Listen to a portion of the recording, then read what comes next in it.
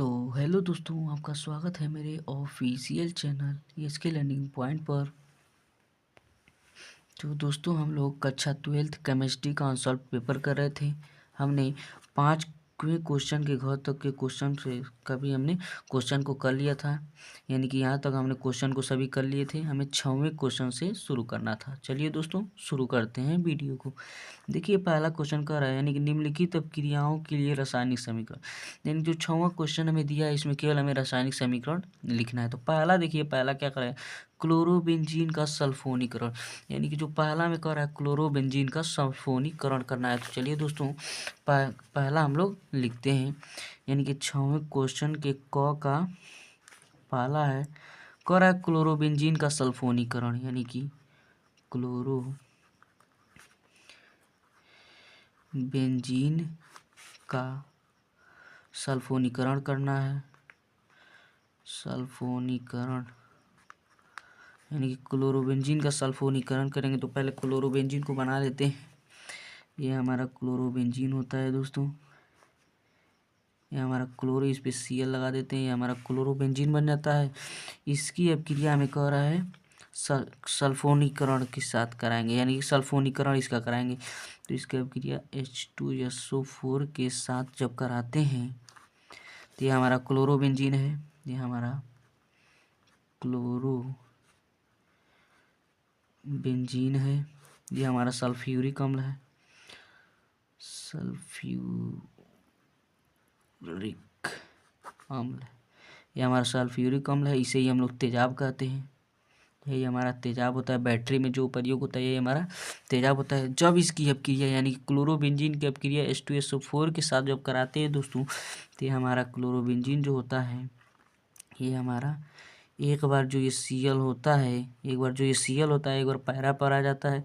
यानी कि SO3H एक बार पैरा पर आ जाता है, प्लस एक बार ये हमारा, यानी कि एक बार ये हमारा आर्थो पर आ जाता है, एक बार पैरा पर आ जाता है। हमारा ये हमारा आर्थो पर आ गया है, ये हमारा यहाँ पर पैरा पर आ जाएगा। देखिए, पैरा पर SO3H। यानी कि जब क्लोरोबेंजीन की अपक्रिया सल्फ्यूरिक अम्ल के साथ कराते हैं तो ये हमारा आर्थो, इसका हम लोग IUPAC नाम लिखेंगे। आर्थो पर आया है तो ये हमारा आर्थो क्लोरोबेंजीन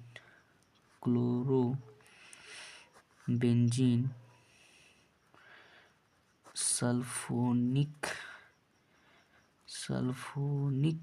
एसिड हो जाएगा, यानी कि अम्ल है। यानी कि इसका हमारा नाम हो जाएगा आर्थो क्लोरोबेंजीन सल्फ्योनिक अम्ल। इसका नाम हो जाएगा क्योंकि हमारा आर्थो पर आया है, इसमें क्लोरीन है, क्लोरो और बेंजीन ये रिंग है, और सल्फ्योनिक अम्ल यानी कि ये जो SO3H है, ये हमारा सल्फोनिक अम्ल है। ठीक इसी प्रकार इसका भी नाम हम लोग पैरा, ये पैरा पर आया है तो पैरा हो जाएगा क्लोरो, ये हमारा रिंग है, यानी कि बेंजीन रिंग है, तो इसमें हो जाएगा बेंजीन, क्लोरो हो गया, क्लोरो, ये हमारा बेंजीन सल्फोनिक अम्ल हो जाएगा। ये हमारा इसका IUPAC नाम हो जाएगा दोस्तों। यानी कि हमारा पहला था, यानी कि जब क्लोरोबेंजीन की अपक्रिया सल्फ्यूरिक अम्ल के साथ कराते हैं तो हमारा आर्थो बेंजीन सल्फोनिक अम्ल का निर्माण होता है। तथा एक बार, यानी कि एक बार पैरा पर आ जाता है, यानी कि एक बार आर्थो पर आ जाता है, एक बार पैरा पर आ जाता है। यह हमारा सल्फोनिक अम्ल है। ये अपक्रिया हमारा क्लोरोबेंजीन का सल्फोनीकरण होता है। अब देखिए, इसमें दूसरा क्या करा कर, क्लोरोबेंजीन का नाइट्रीकरण। यानी कि क्लोरोबेंजीन का हमें नाइट्रीकरण दूसरा, देखिए क्लोरोबेंजीन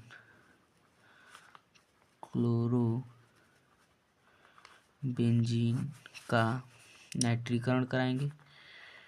नाइट्रीकरण, अब इसमें हमें क्लोरोबेंजीन का नाइट्रीकरण कराना है। तो देखिए, पहले क्लोरोबेंजीन बना लेंगे। ये हमारा क्लोरोबेंजीन है, इसके ऊपर Cl लगा देंगे।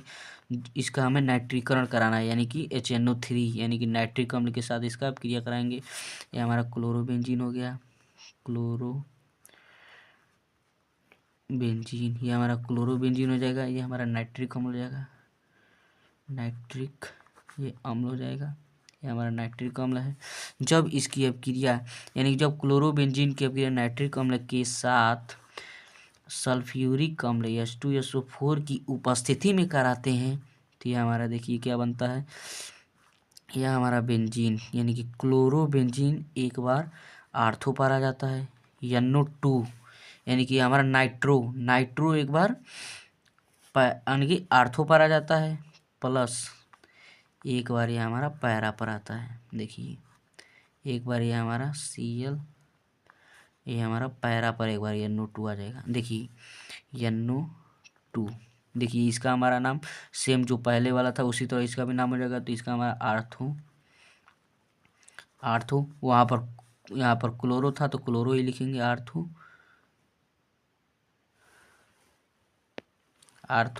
यहाँ पर नाइट्रो आया है यानी कि यहाँ पर नाइट्रो लिखेंगे क्योंकि ये हमारा नाइट्रो है, नाइट्रो। और ये हमारा बेंजीन रिंग है और Cl इस पे लगा है तो ये हमारा क्लोरोबेंजीन हो जाएगा, क्लोरोबेंजीन हो जाएगा। यानी कि इसका नाम हमारा हो जाएगा आर्थो नाइट्रो क्लोरोबेंजीन हो जाएगा। ठीक किसी प्रकार इसका हो जाएगा पैरा नाइट्रो क्लोरोबेंजीन हो जाएगा, क्लोरोबेंजीन हो जाएगा। इसका हमारा नाम पैरा नाइट्रो क्लोरोबेंजीन हो जाएगा। अब देखिए इसकी अपक्रिया यानी कि यहीं से, यानी कि आर्थो नाइट्रोक्लोरोबेंजीन और पैरा नाइट्रोक्लोरोबेंजीन की अपक्रिया देखिए, जब इसकी अपक्रिया कराते हैं, जब इन दोनों की अपक्रिया जब कराएंगे तो हमारा यहाँ पर देखिए क्या बनेगा, यहाँ पर हमारा Cl एक बार हमारा आर्थो पर बन जाएगा, एक बार पैरा पर। इन दोनों को मिला देंगे यानी कि इन दोनों को मिला देंगे, यानी कि जो आर्थो पर बना था वो और एक बार पैरा बना था वो, दोनों को जब आपस में मिला देंगे तो यही हमारा यही अपक्रिया यानी कि क्लोरोबेंजीन का नाइट्रीकरण हो जाएगा। जो इसका नाम हमारा हो जाएगा 1-क्लोरो 2,4 डाई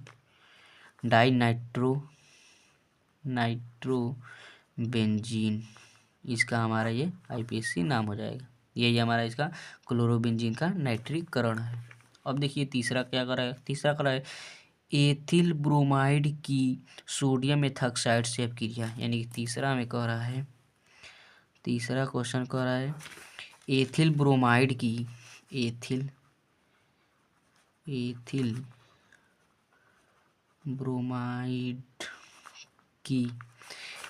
ब्रोमाइड की सोडियम एथॉक्साइड से अपक्रिया, सोडियम एथॉक्साइड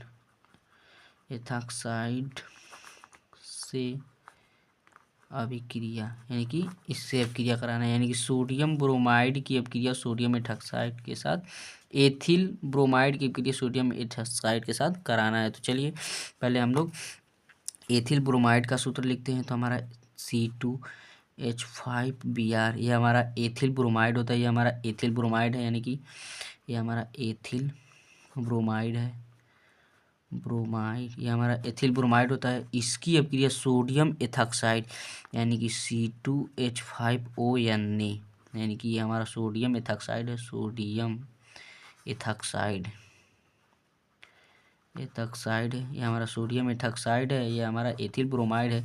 जब इन दोनों की अपक्रिया कराते हैं तो देखिए क्या होता है, यानी कि जो हमारा ये देखिए क्या होता है दोस्तों इसमें, यानी कि जो हमारा ये Na होता है ये Br के साथ अपक्रिया कर लेता है, यानी कि जो हमारा ये Na है Br के साथ अपक्रिया करके इधर प्लस में NaBr बना लेता है, NaBr, यानी कि हमारा सोडियम ब्रोमाइड बना लेता है, ब्रोमाइड, इधर हमारा ये सोडियम ब्रोमाइड बना लेता है। और यहाँ पर देखिए क्या हो जाता है, यहाँ पर क्या बच गया, C2H5O और C2H5 बन गया, यानी कि C2H5O और C2H5, ये हमारा डाई, यानी कि C2H5 दो बार है तो इसी दो बार के लिए डाई लिखते हैं, डाई, ये हमारा एथिल हो जाएगा, डाई एथिल ईथर, इसका हमारा नाम हो जाएगा डाइल एथिल ईथर। यही हमारा जो अपक्रिया था, यानी कि सोडियम ब्रोमाइड की सोडियम एथॉक्साइड, यानी कि एथिल ब्रोमाइड की सोडियम एथॉक्साइड से अपक्रिया कराने पर यही हमारा प्राप्त होता है, यानी कि डाई एथिल ईथर बनता है और सोडियम ब्रोमाइड बनता है। यही हमारा इसका अपक्रिया था दोस्तों। अब देखिए अगला क्वेश्चन कर रहा है इसमें बोर्ड फीटिंग अपक्रिया यानी कि बोर्ड से फीटिंग अपक्रिया को लिखना है। तो दोस्तों इसका हमने प्लेलिस्ट बना कर रखा है, उसमें हमने 30 महत्वपूर्ण अभिक्रियाओं को कराया है, जिसे आप लोग देख लीजिएगा। अगर उसे आप लोग देख लेते हैं तो एक भी जो है ये अभिक्रियाएँ हैं आपको छूटेगा नहीं। हमने प्लेलिस्ट बनाकर रख दिया है, उसे आप लोग देख लीजिएगा। फीटिंग अपक्रिया इसको भी उसी में कराया गया है, इसको आप लोग देख लीजिएगा। अब देखिए इसमें का अथवा क्वेश्चन पहला कह रहे हैं, क्लोरोबेंजीन का उदाहरण देते हुए समझाइए कि इलेक्ट्रॉन रागी एरोमेटिक प्रतिस्थापन अपक्रिया में क्लोरीन आर्थो तथा पैरा निर्देशक होते हैं। इसे हमें लिखना है, तो चलिए इसे हम लोग लिखते हैं। तो देखिए दोस्तों इसे हम लोग लिखेंगे इलेक्ट्रॉन रागी प्रतिस्थापन। तो लिखेंगे अभिक्रियाओं में क्लोरोबेंजीन बेंजीन से कम तीव्रता से क्रिया करता है, यानी जो क्लोरोबेंजीन होता है बेंजीन से कम तीव्रता यानी कि धीरे धीरे से क्रिया करता है, क्योंकि क्लोरीन परमाणु होता है के आई प्रभाव के आइसोमेरिज्म जो प्रभाव होता है के कारण क्लोरोबेंजीन के नाभिक पर इलेक्ट्रॉन घनत्व बेंजीन से कम होता है, यानी कि जो इलेक्ट्रॉन घनत्व होता है वो बेंजीन से कम होता है, लेकिन अनुनाद के कारण ओ या पी स्थितियों पर इलेक्ट्रॉन घनत्व यानी कि हमारा ओ यानी कि आर्थो होता है, पी यानी कि पैरा होता है, यानी कि कहेंगे लेकिन अनुनाद के कारण आर्थो या पैरा स्थितियों पर इलेक्ट्रॉन घनत्व अधिक होता है। ये हमारा अनुनाद है, जिसे हमने आपको समझाया भी था। यानी कि यहाँ पर यक्स का मतलब होता है यानी कि हैलोजन ग्रुप, यानी कि हैलोजन ग्रुप। यहाँ पर Cl भी हो सकता है, Br भी हो सकता है, आयोडीन भी हो सकता है। यहाँ पर हैलोजन ये ग्रुप कोई भी यहाँ पर रह सकता है। यानी कि जब देखिए यहाँ पर इलेक्ट्रॉन थे, ये इलेक्ट्रॉन इसको ग्रहण करेगा, तो इसके पास ऑलरेडी यानी कि जो कार्बन होता है उसके पास ऑलरेडी चार कार्बन यानी कि 4 इलेक्ट्रॉन रहता है। तो इसको जब मिलता है तो देखिए यहाँ पर जब इसको मिलता है तो इसके पास जो देता है उसके पास प्लस आ जाता है, और जो ये लेता है इसके पास माइनस आ जाता है। तो ये भी इसके भी पास यानी कि इसके चारों अष्टक भरे रहते हैं, तो ये कहता है कि मेरे पास है, मुझे दूसरे को ट्रांसफ़र कर देना चाहिए। धीरे धीरे इसी तरह यह प्रक्रिया चलता जाता है, आपस में ट्रांसफ़र करते जाते हैं, और एक समय ऐसा आता है कि वो एकदम पहली अपनी स्थिति, देखिए पहला ये स्थिति और ये स्थिति, दोनों स्थिति पहले स्थिति को ही प्राप्त कर देते हैं। यही हमारा अनुनाद संरचना होता है। तो इसमें लिखेंगे अतः आने वाला इलेक्ट्रॉन स्नेही आर्थो व पैरा स्थिति पर जाता है। अतः क्लोरीन इलेक्ट्रॉन रागी प्रतिस्थापन अपक्रिया में आर्थो तथा पैरा निर्देशक होते हैं। यही हमारा इसका आंसर था। चलिए दोस्तों अगला क्वेश्चन देखते हैं। अब देखिए अगला क्वेश्चन कर रहे हैं फ्रियान तथा डीडीटी के उपयोग तथा पर्यावरण पर इनके प्रभाव को संक्षिप्त टिप्पणी लिखना। इसमें हमें टिप्पणी लिखना है। तो ये दोस्तों फ्रियान और डीडीटी जो होते हैं वो हमारे पर्यावरण को दूषित करते हैं। इसमें हम डीडीटी का लिख कर लाए हैं और फ्रियान का आप लोग लिख लीजिएगा। देखिए दोस्तों डीडीटी क्या होता है।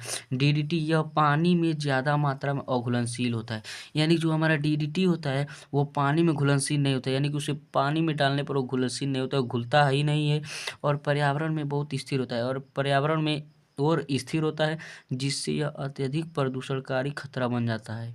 डीडीटी देखिए डीडीटी का उपयोग कीटनाशक में किया जाता है, मक्खी मच्छर कीड़े मकोड़े आदि को मारने के लिए किया जाता है। ये हमारा जो डीडीटी होता है वो हमारे पर्यावरण को क्षति पहुंचाने का कार्य करता है। ये डीडीटी बहुत ही हमारे लिए खतरनाक होता है दोस्तों। यही हमारा डीडीटी के बारे में लिखना था।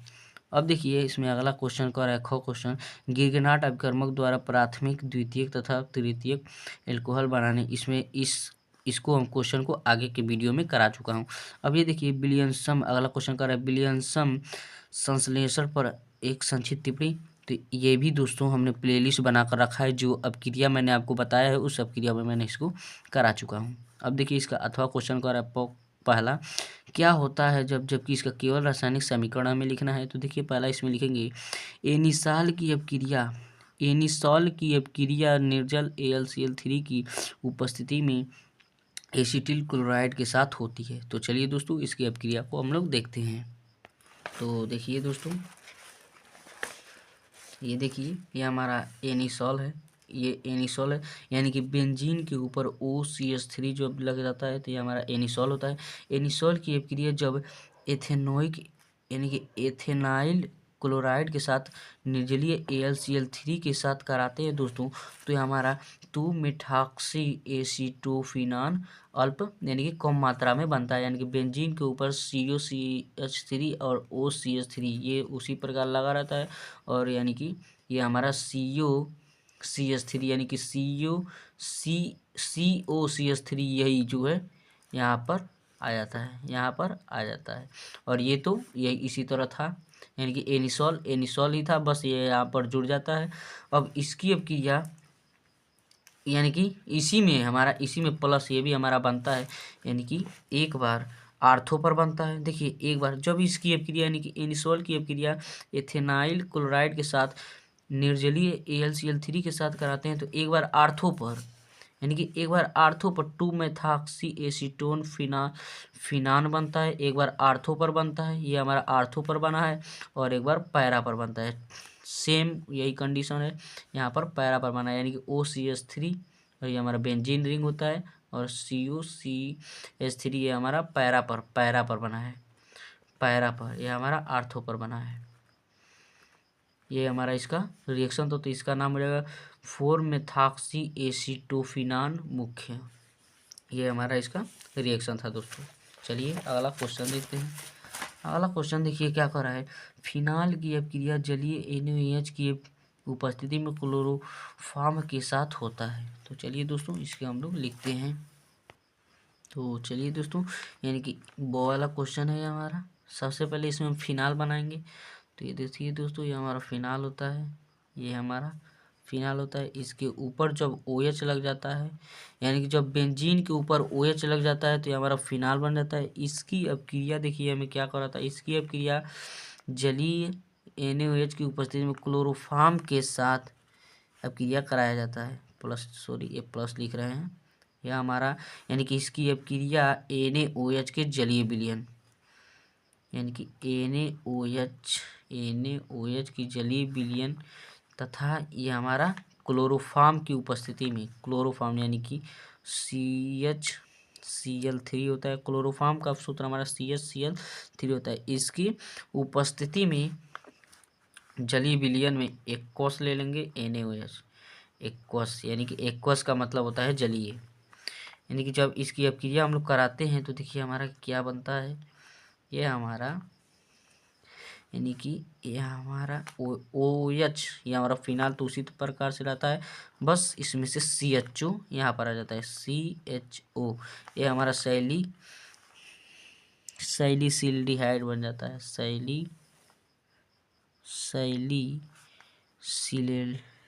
सिलेल्डिहाइड, यही हमारा इसका क्रिया है। यानी कि फिनाल, ये हमारा फिनाल होता है। जब इस फिनाल की अपक्रिया यानी NaOH या क्लोरोफॉर्म की उपस्थिति में कराते हैं इसकी अपक्रिया, तो सैलीसिल्डिहाइड बन जाता है। यही हमारा इसका रिएक्शन था दोस्तों। चलिए अगला क्वेश्चन देखते हैं। अगला क्वेश्चन देखिए कह रहा है, एल्कोहल बनाने की हाइड्रोबोरानन ऑक्सीकरण अपक्रिया पर संक्षिप्त टिप्पणी लिखिए। तो चलिए दोस्तों इस पर हम लोग टिप्पणी लिखते हैं। तो देखिए दोस्तों, ये हमारा हाइड्रोबोरानन ऑक्सीकरण के द्वारा ये हमारा अपक्रिया है। तो देखिए क्या होता है, एल्कील, जब एल्किन B2H6 THF यानी कि टेट्राफ्यूरिन, इसका मतलब होता है टेट्राफ्यूरिन के साथ H2O2 या OH से अपक्रिया या क्रिया करके प्रतिमार्कोनिकाफ यानी कि प्रतिमार्कोनिकाफ नियमानुसार एल्कोहल बनाती है। यही हमारा अपक्रिया यानी कि हाइड्रोबोरानन ऑक्सीकरण कहलाती है। यानी कि एल्कीन की अपक्रिया B2H6 या टेट्राफ्यूरिन यानी कि THF या H2O2 या OH से अपक्रिया करके प्रतिमार्कोनिकाफ नियमानुसार एल्कोहल बनाती है। यही अपक्रिया हमारा हाइड्रोबोरानन ऑक्सीकरण कहलाती है। यानी कि जब एल्कोहल यानी कि प्रोपेनॉन, ये हमारा एल्केन श्रेणी का एल्केन का है, ये हमारा प्रोपेन है, ये हमारा प्रोपेन है। जब प्रोपेन की अपक्रिया B2H6 या टेट्राफ्यूरिन के साथ या H2O2 या क्या ये OH क्षार के साथ कराते हैं तो ये हमारा CH3CH कामा यानी कि डैश CH3CH2 ये OH बनता है, यानी कि हमारा ये प्रोपेनॉल, इसे हम लोग प्रोपेनॉल कहते हैं। यह हमारा प्रोपेनॉल का निर्माण होता है, प्रोपेनॉल का निर्माण होता है। यही हमारा हाइड्रोबोरानन ऑक्सीकरण अभिक्रिया होता है। तो ये हमारा दोस्तों क्वेश्चन खत्म हुआ। अब देखते हैं अगला क्वेश्चन। अगला क्वेश्चन 7वां क्वेश्चन देखिए कह रहा है पहला क्या होता है जबकि, इसका केवल रासायनिक समीकरण लिखना है। पहला देखिए कह रहा है एसीटोन की अभिक्रिया सोडियम हाइपोआयोडाइड से, यानी कि एसीटोन की अभिक्रिया सोडियम हाइपोआयोडाइड से कराना है। चलिए दोस्तों इसकी अभिक्रिया को हम लोग कराते हैं। तो देखिए दोस्तों ये हमारा 7वें क्वेश्चन का पहला क्वेश्चन है। 7वें क्वेश्चन का पहला क्वेश्चन यानी कि एसीटोन की अभिक्रिया सोडियम हाइपोआयोडाइड से कराना है। तो चलिए दोस्तों इसका अभिक्रिया हम लोग कराते हैं। यानी कि एसीटोन, पहले एसीटोन का सूत्र लिखते तो हमारा एसीटोन होता है CH3COCH3, ये हमारा एसीटोन होता है। एसीटोन ये हमारा एसीटोन होता है, ये कीटोन समूह का होता है। अब देखिए एसीटोन की अभिक्रिया सोडियम हाइपो यानी कि हाइपो आयोडाइड के साथ कराना है, सोडियम हाइपो आयोडाइड के साथ, यानी जो सोडियम हाइपो आयोडाइड होता है NaOI होता है, यानी कि आयोड O से आयोडाइड, हाइपो होता है और H से आयोडाइड होता है, यानी H कह रहे हैं I। इसको हम लोग संतुलित करने के लिए 3 लगा लेते हैं संतुलित करने के लिए। अब देखिए जब इसकी अभिक्रिया कराते हैं तो हमारा देखिए क्या होता है, ये जो हमारा CH3CO है, यानी जो हमारा CH3CO यहाँ पर देखिए, ये हमारा CH3CO, यहाँ पर CO एक O है, यानी कि एक ऑक्सीजन है और यहाँ पर एक ऑक्सीजन, ये दोनों आपस में मिल जाते हैं, यानी कि देखिए क्या होता है यहाँ पर CH3C O हो जाता है, यानी कि यहाँ पर ये हमारा CH3 है, ये है और C भी है। यहाँ पर एक ऑक्सीजन और यहाँ पर एक ऑक्सीजन, दोनों ऑक्सीजन यहाँ पर आ जाते हैं, ये हमारा एसीटेट बना लेते हैं और ये जो Na होता है इसी के साथ अभिक्रिया कर लेता है, यानी कि CH3CO और यहाँ से NaO, यानी कि O पहले आ जाता है, Na थोड़ा पीछे चल जाता है, यही हमारा इसकी अभिक्रिया होता है। तो इसके साथ अभिक्रिया करके यह हमारा सोडियम एसीटेट बनाता है, सोडियम एसीटेट, यह हमारा सोडियम एसीटेट का निर्माण करता है तथा इसी में देखिए क्या निर्माण करता है, इसी में हमारा CHI3 भी बनता है तथा NaOH, यानी कि 2 लगा देंगे संतुलित करने के लिए, NaOH का निर्माण होता है, यानी कि सोडियम हाइड्रोक्साइड का भी निर्माण होता है। यही हमारा इसका अभिक्रिया है दोस्तों, यानी कि यह जब एसीटोन की अभिक्रिया सोडियम हाइपो आयोडाइड के साथ कराते हैं तो सोडियम एसीटेट तथा CHI3 या तथा NaOH भी प्राप्त होता है। यही हमारा इसका रिएक्शन था। अब देखिए इसमें दूसरा रिएक्शन क्या कह रहा है, दूसरा रिएक्शन देखिए कह रहा है एसीटल्डिहाइड को अमोनिया के साथ अभिक्रित करते हैं, यानी कि एसीटल्डिहाइड को अमोनिया के साथ अभिक्रित करते हैं। तो चलिए दोस्तों इसका हम लोग अभिक्रिया कराते हैं, यानी कि एसीटल्डिहाइड यानी कि CH3COCHO ये हमारा एसीटल्डिहाइड होता है, एसीटल्डिहाइड ये हमारा एसीटल्डिहाइड होता है। इसकी अभिक्रिया NH3 यानी कि अमोनिया,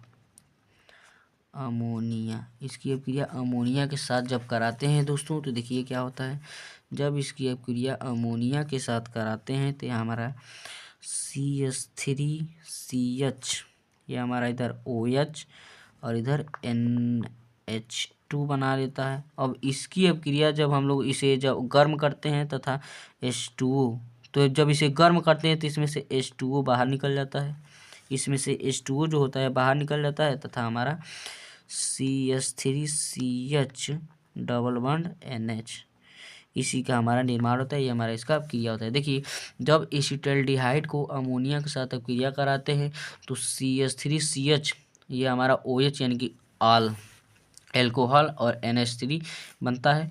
जब इसको गर्म करते हैं तो इसमें से H2O यानी कि ये OH और ये एक H, ये दोनों मिलकर यानी कि H2O मिलकर बाहर निकल जाते हैं, इसमें से बाहर निकल जाते हैं और CH3CH और डबल बॉन्ड NH ये हमारा बच जाता है। यही हमारा इसका रिएक्शन था दोस्तों। चलिए अगला क्वेश्चन देखते हैं। अब देखिए अगला क्वेश्चन कर रहा है इसमें तीसरा, एसिटिक अम्ल की अभिक्रिया सांद्र H2SO4 की आपकी उपस्थिति में एथिल एल्कोहल से होती है। तो चलिए दोस्तों इसकी अभिक्रिया कराते हैं। तो देखिए दोस्तों हमारा तीसरा क्वेश्चन कह रहा है, तीसरा क्वेश्चन है कह रहा है एसिटिक अम्ल है, यानी कि पहले एसिटिक अम्ल लिख लेंगे CH3COOH, यह हमारा एसिटिक अम्ल है, एसिटिक अम्ल है, यह हमारा एसिटिक अम्ल है। इसकी अभिक्रिया सांद्र H2SO4 की उपस्थिति में एथिल एल्कोहल यानी कि इसकी अभिक्रिया C2H5OH के साथ कराना है और H2SO4 की उपस्थिति में, देखिए कहा था हमें इसमें कह रहा है H2SO4 की उपस्थिति में कराना है। तो H2SO4 की जब उपस्थिति में इसकी अभिक्रिया कराते हैं तो देखिए ये हमारा CH3COO और यहाँ से C2H5 आपस में अभिक्रिया कर लेते हैं, यानी कि CH3COO और यहाँ पर C2H5 अभिक्रिया कर लेते हैं और ये हमारा ये OH और H मिलकर H2O जल बना लेते हैं, यानी कि यहाँ पर CH3COO C2H5 बन जाता है और यहाँ पर H2O जल बन जाता है। यानी कि देखिए CH3COO और यहाँ पर C2H5 अब क्रिया कर लेते हैं आपस में और यहाँ पर यह एक H और यहाँ पर OH मिलकर H2O जल बना लेता है। तो यह हमारा यहाँ पर एथिल एसीटेट बन जाता है, यह हमारा एथिल एसीटेट हो जाता है, एसीटेट हो जाता है और यह हमारा जल हो जाता है। यही हमारा इसका रिएक्शन था दोस्तों। यानी कि जब यानी कि एसिटिक अम्ल की अभिक्रिया एथिल यानी कि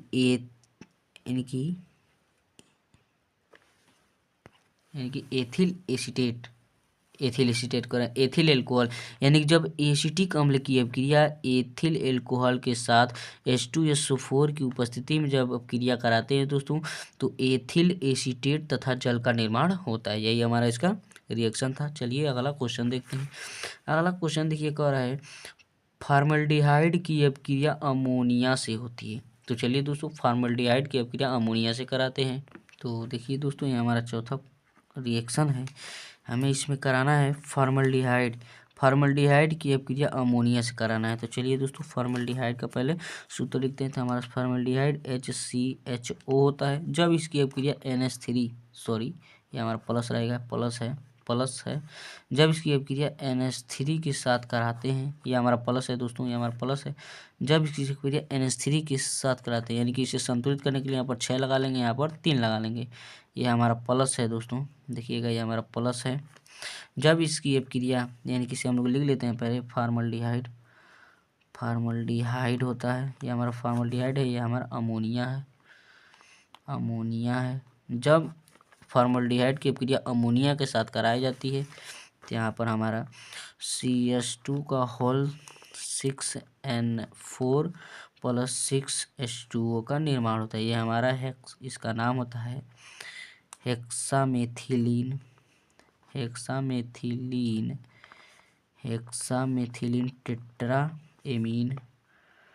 टेट्राएमीन यहाँ पर टेट्राएमीन होता है, यही हमारा इसका नाम होता है।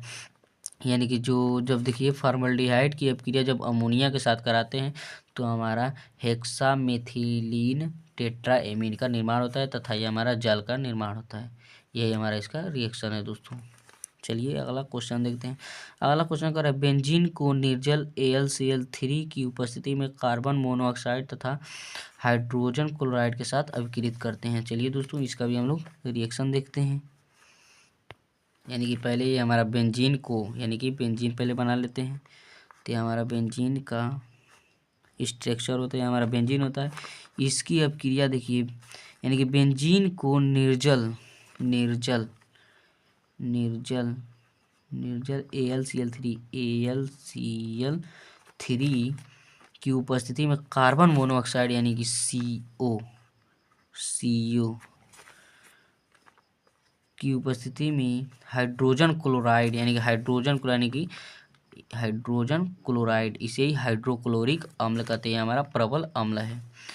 हाइड्रोजन क्लोराइड के साथ अपक्रिया करते हैं, यानी कि जब इसके साथ, यानी कि हमारा बेंजीन है, यह हमारा बेंजीन है। जब बेंजीन की अपक्रिया निर्जल का मतलब होता है जिसमें जल न हो, तो निर्जल जिसमें जल न हो उसके साथ यानी कि AlCl3 के साथ, यानी कि हमारा एल्यूमिनियम क्लोराइड होता है, इसकी अपक्रिया कराते हैं, यानी कि CO यानी कि कार्बन मोनोऑक्साइड और HCl यानी कि हाइड्रोक्लोरिक अम्ल के साथ जब इसकी अपक्रिया कराते हैं तो हमारा एल्डिहाइड बनता है। यहाँ पर CHO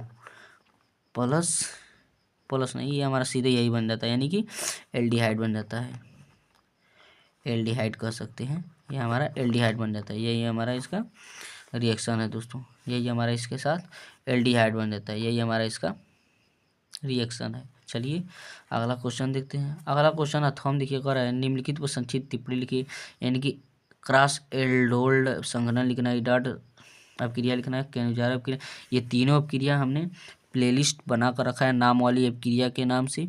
उसमें हमने 33 यानी कि 33 की लगभग हमने समझ लीजिए 30 हमने अपक्रियाओं को कराया है। उससे अगर आप लोग देख लेते हैं तो आपकी एक भी अपक्रिया या संक्षिप्त टिप्पणी एक भी आपको छूटने वाली नहीं है, उसे आप लोग अच्छे से कर सकते हैं। ये देखिए क्वेश्चन कह रहा है पहला, प्राथमिक द्वितीयक तथा तृतीयक एमिनो की पहचान करने के लिए हिंसा परीक्षण वर्णन कीजिए, इन अपक्रियाओं के रासायनिक समीकरण लिखिए। ये जो क्वेश्चन है दोस्तों, इस क्वेश्चन को हम अगले पार्ट में कराएंगे, यानी कि जब सातवें सेट को करेंगे तो मैं उसके पहले ही इसको क्वेश्चन को करा दूंगा। अब देखिए ये कह रहा है अगला क्वेश्चन कह रहा है प्राथमिक एमिनो का क्वथनांक तृतीयक एमिनो से अधिक क्यों होता है। तो दोस्तों ये हम इसे आपको बोल दे रहा हूँ, आप लोग इसे नोट कर लीजिएगा, यानी कि प्राथमिक एमिनो का क्वथनांक तृतीयक एमिनो से अधिक क्यों होता है। इसलिए अधिक होता है क्योंकि जो प्राथमिक एमीन होते हैं उनके अंदर अंतराणविक हाइड्रोजन बंद होते हैं, यानी कि जो ये हमारा प्राथमिक एमीन है इसके अंदर अंतराणविक बल होता है जिसके अंदर हाइड्रोजन बंद होता है। हाइड्रोजन बंद के कारण इसमें यानी कि प्राथमिक एमीन में अंतराणविक हाइड्रोजन बंद उपस्थित होते हैं, जबकि जो तृतीयक एमीन है उसमें ये उपस्थित नहीं होते हैं।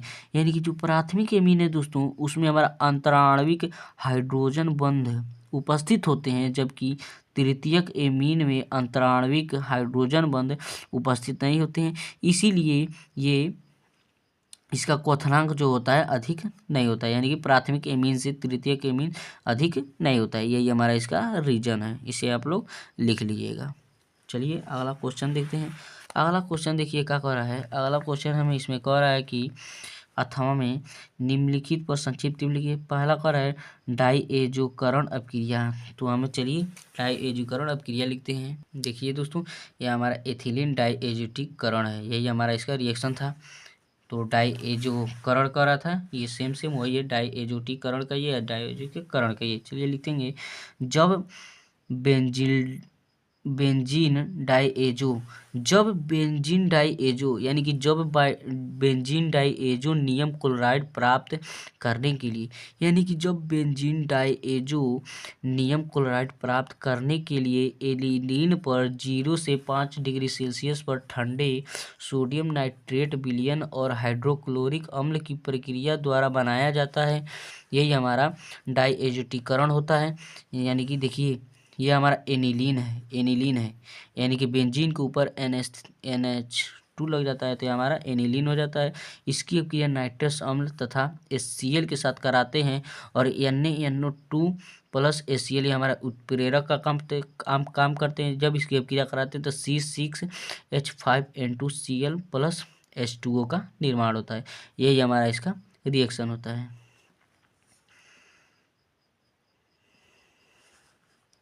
और जब यानी कि एलिनीन की क्रिया नाइट्रस अम्ल, फिर से यही सेम है दोस्तों, यानी कि फिर से देख लीजिए ये एनिलीन की अपक्रिया NaHNO2 यानी कि नाइट्रस अम्ल तथा HCl के साथ कराते हैं तो हमारा N2Cl बेंजीन के ऊपर N2Cl प्लस H2O का निर्माण होता है, यही सेम सेम है, यानी कि इसे इसे इस तरह से लिखा है C6H5 और यहाँ पर हमने इसको बनाया है, यानी कि बेंजीन रिंग बनाया है, सेम वही वाला है, इसे हम लोग बेंजीन रिंग बनाए। इसका नाम हो जाएगा बेंजीन डाई एजोनियम क्लोराइड, यही हमारा इसका नियम होता है, यानी कि नियम कर रहे हैं, यही हमारा इसका नाम होता है।